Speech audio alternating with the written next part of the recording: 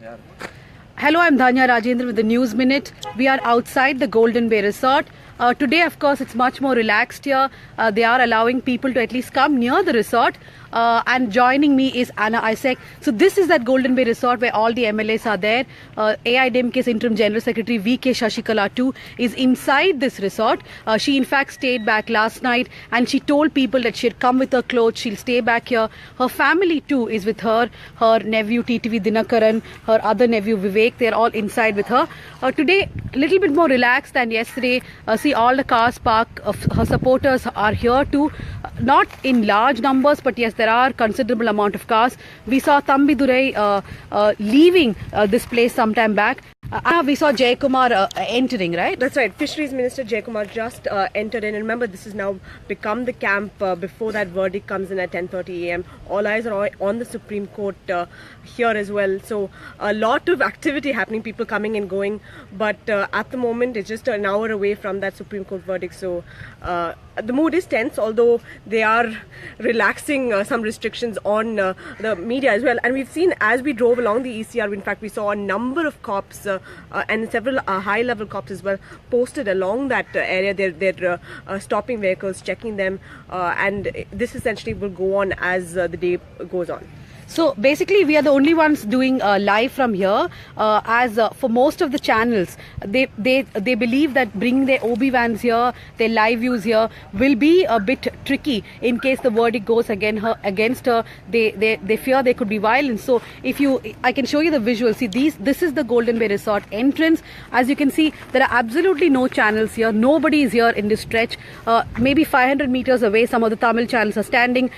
At the end of the road, the English media standing. We are of course using Facebook, so we are doing live here. In fact, before they could even stop us, we just went live, so nobody's saying anything. I will take some question. Are they allowing you inside the resort, says Mohammed Shamir. Mohammed, they allowed journalists for some time yesterday when Shashikala was speaking, but other than that, no, they have not allowed the media inside. So they're asking us to leave now. Anna, if you could click a picture of the resort before we leave. So MLAs may leave anytime, says Devanshu. Last night we did see one MLA actually leaving this place, Sharvan, and he disguised himself and he left the place. If she is convicted, what happens? Will they arrest her at the resort itself? Well, Manoj, yes, if she is convicted and there is a jail sentence for her, she would definitely be taken away from here itself. We have to start moving now because that's all the time that they gave us for doing that live. So we are going to now walk back to the end of this road. Around 2 kilometers away is where the media is supposed to stand.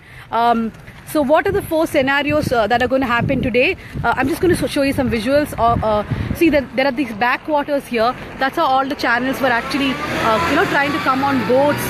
There's a backwater here, and right there is the Golden Bay Resort. So that's how some of the channels were taking boats and trying to come here. What are the 4 scenarios, Anna?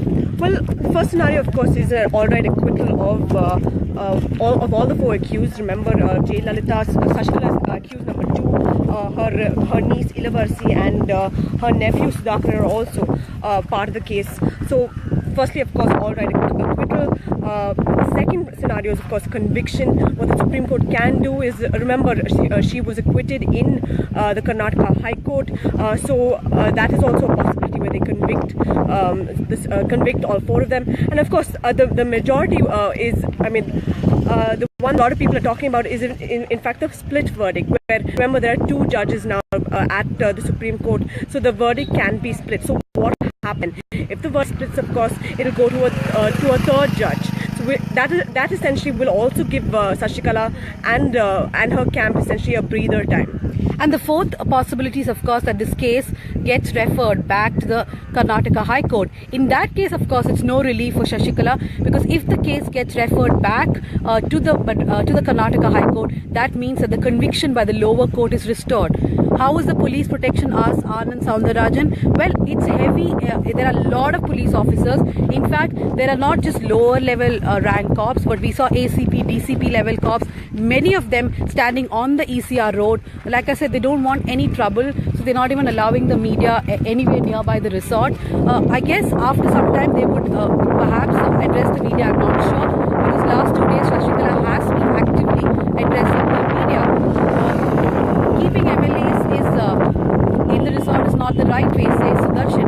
Well, Sudarshan, very sadly, this kind of resort politics has been going on in India for a long time. We've seen that in Andhra, we have seen that in Karnataka, and now we are seeing this in Tamil Nadu. The only difference perhaps is that in Karnataka, I've covered it myself twice, but we were allowed to meet the MLAs each time.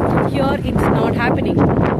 Could there be riots? I mean, that's really very speculative, right, Anna? That's right. It's very, very speculative. Remember, the last time Jayalalitha was convicted by the trial court, it was tense. The situation was tense. A number of shops were shut, and that's what we can expect because the verdict comes out. And if it goes against Shashikala, we can expect the city to sort of shut down.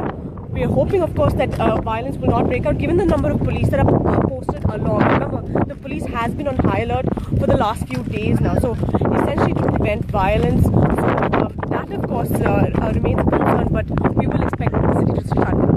See, I think we should also give some credit to the Tamil Nadu police. Even when Jayalalitha passed away, there was a lot of fear and speculation that perhaps there could be violence, but nothing really happened, right?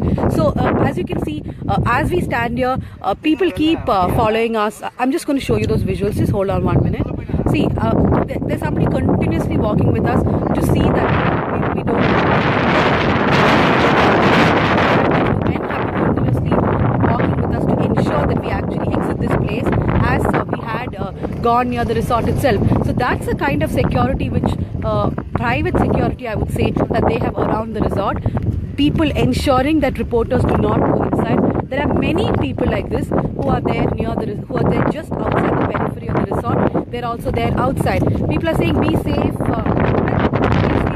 Safe now. I think things may go out of hand only at 10:30, but that, like I said, it's extremely speculative. Like you see in the visuals, they are walking with us through this time. They're walking with us. We're going to walk 1 kilometer.